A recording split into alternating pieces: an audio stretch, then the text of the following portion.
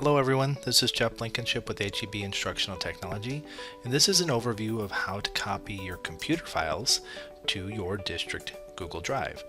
So to begin, you're going to need to create a location to save your files. Okay,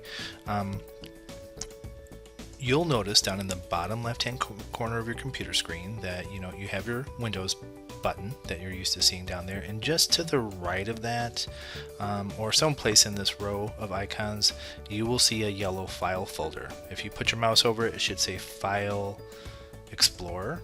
Okay, so you'll see mine pops up right there. If you're not seeing this folder for some reason, you can actually click right on the Windows button and just start typing the word file. Okay, there's no box, there's nothing like that. You just click the button and actually just start typing the word file. You'll see that File Explorer comes up on your computer, and you can also click here to access that same folder. Okay, so if you don't see it down in your taskbar for some reason, you can always access it this way as well. For now, I'm going to go ahead and click the File Explorer icon that's just down here in my taskbar and open up this window. Okay, so you've probably been to this location before. Generally speaking, your H drive is in this location, your campus share is in this location. A lot of the shared network systems that we use within the district are in this same folder. Okay, but the folder that you are looking for today is this one that says Windows C. Okay, and you'll see it has some stuff stored inside of it, so it has a little blue bar just underneath it, but you're going to find that one that says Windows C and double click to open it. When you do that, you will see that there's a list of files in here, and if you look up here in the location bar, you'll see that we're currently under the Windows C drive. Okay, so once you're in this folder, what you're going to do is create a file folder to back up your files into. Okay, so you'll see right up here in the ribbon, there's an option for new folder right here, and if you click that new folder option, you will get a new folder that appears and it's highlighted blue, and you're just going to type in backup 2020. Okay, and then you're going to choose enter on your keyboard. If for some reason you accidentally navigated away from the folder before you had a chance to name it, you can always click on the folder, highlight the folder, and then right click on the folder and go down to the option for rename, and that will allow you to rename your folder. Okay, so again, we're going to call it Backup 2020. Once you have that file name in place, just go ahead and hit enter, and that folder is there for you to use. So now that we have the backup folder created, we need to actually go find the files that we want to back up and place them into this folder. So we're still under Windows C, we're under our C drive, and you will see within this folder, there's another folder toward the end of the list that's called Users. So you're just going to double click and open up the Users folder. And inside this folder, you will see there's a list of folders, maybe longer or shorter than mine, depending on how many people have logged into your computer before.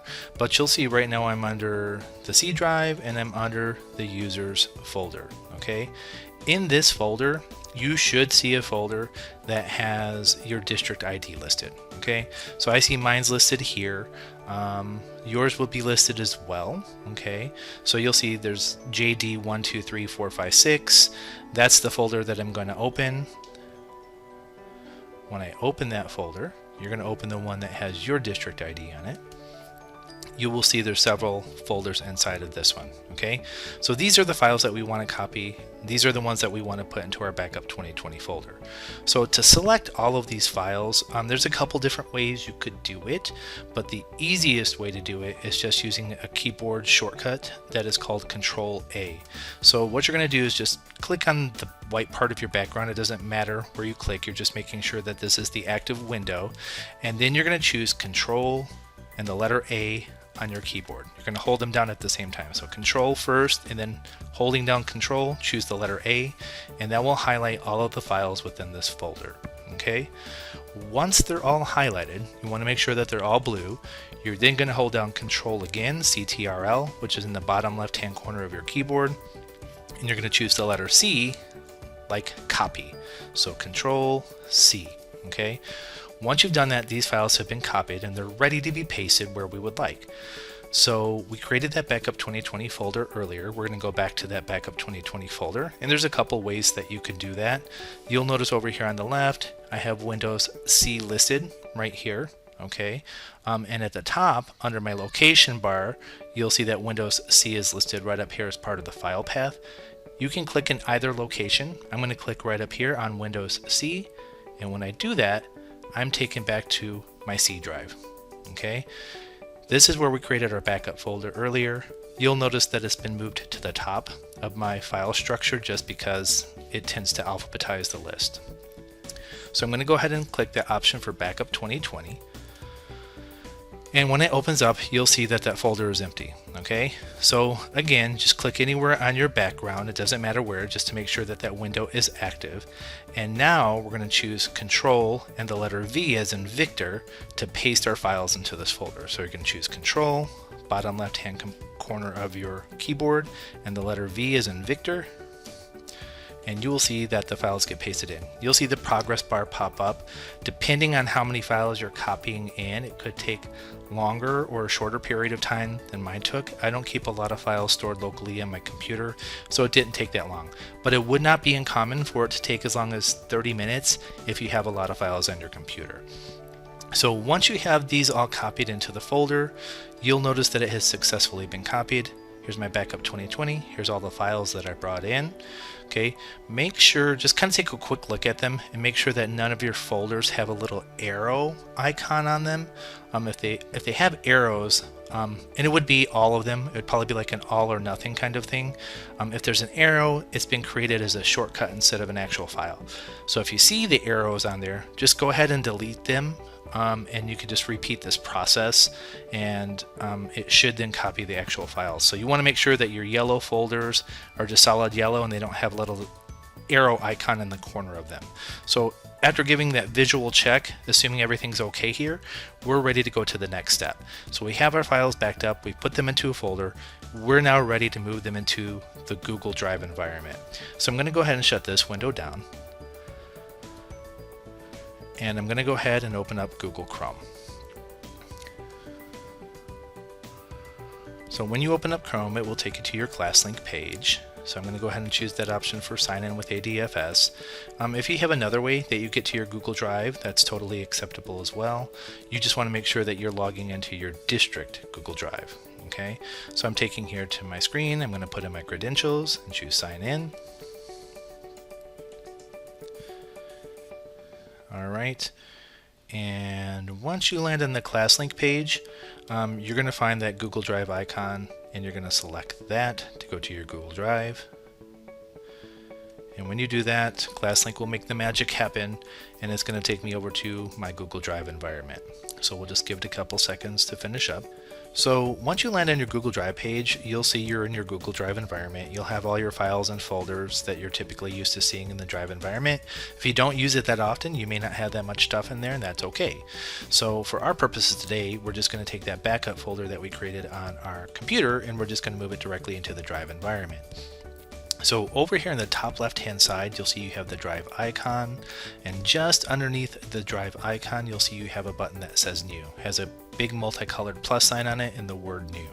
So I'm going to go ahead and select New, and when you do that, you'll see you got lots of choices. Okay, but for today's purposes, we're going to choose the option that says Folder Upload. Okay, it's almost like Google knew that we'd want to be uploading this folder today. It's very, very convenient. So you'll see there's that Folder Upload option. You're just going to go ahead and select Folder Upload. And when this window appears, you're going to go ahead and select Windows C. And when you do that, you'll see your C drive is now displayed on the screen, including the Backup 2020 folder that we created earlier. Okay, so I'm going to go ahead and select that Backup 2020 folder. Double check right down here that where it says folder, it actually says Backup 2020, that you have the correct one selected. Once you give that visual check, you're just going to go over to Upload and choose the Upload option.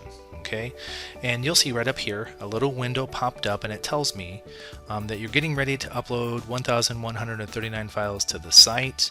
Only do this if you trust the site. Well, fortunately I trust myself, so I'm going to go ahead and choose this Upload option. and you will see that the upload begins. When I go down to the bottom right hand corner, it shows me a progress bar. It lets me know how many items have successfully been uploaded, an estimate on how long it's going to take, and then you can see right here it shows me the total number of files that have been uploaded versus the total amount that are going to be uploaded. Okay, so depending on how many files you're uploading, again, this could take a while. If you have a numerous amount of files, it's going to take a little bit of time. It would not be uncommon for it to take as long as an hour, maybe even an hour and a half. I don't have a lot of files that I store on my computer directly, so it's estimating that mine's going to take about 25 minutes. When it's entirely done, it will let you know. This little status bar over here on the right, you'll see it will actually start to turn green. I'll get a little circle and it will let me know that it's making the necessary progress for my upload. Okay, right here next to this little thing, you'll notice that there's the backup 2020 folder. That's what's being uploaded to the computer, and that's where all of the files will live. If you are struggling with this process at all, please make sure to contact your instructional technology specialist, and we'll be glad to help you get through the process. All right, don't hesitate to contact us. You guys have a great day.